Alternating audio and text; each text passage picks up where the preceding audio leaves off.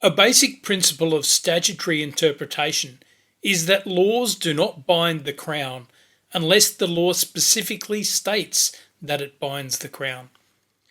That principle becomes much stronger when we're talking about statutory provisions which create criminal offences.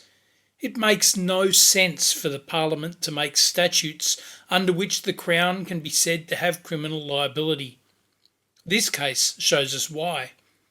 The case arose from legislation called the Re-establishment and Employment Act 1945, which basically imposed provisions to ensure that soldiers, sailors and airmen returning from the Second World War would be able to take up the jobs which they had had before they had volunteered to serve.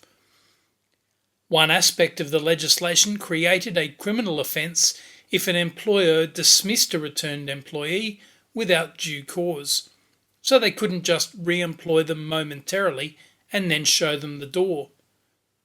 A worker in this case had been employed in a Commonwealth Government munitions factory in the early 1940s, but then had volunteered to join the Air Force and had served for 2 years. He returned home and resumed work in the munitions factory, but unsurprisingly the munitions factory was winding down because the war was over. He was dismissed and a veterans group took action on his behalf against the employer. The question before the court was whether the provision in the legislation which created a criminal offence of dismissing a returned employee could apply to a Crown entity, such as a Commonwealth munitions factory. The court found that it could not. Chief Justice Latham said, "It has never been suggested that the criminal law binds the Crown.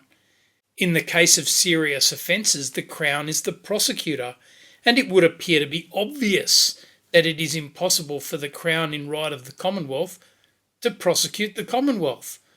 The fundamental idea of the criminal law is that breaches of the law are offences against the King's peace, and it is inconsistent with this principle to hold that the Crown can itself be guilty of a criminal offence." To make matters even more absurd, Chief Justice Latham pointed out that fines are paid to the Commonwealth, and so if the Commonwealth was convicted, it would be paying a fine to itself.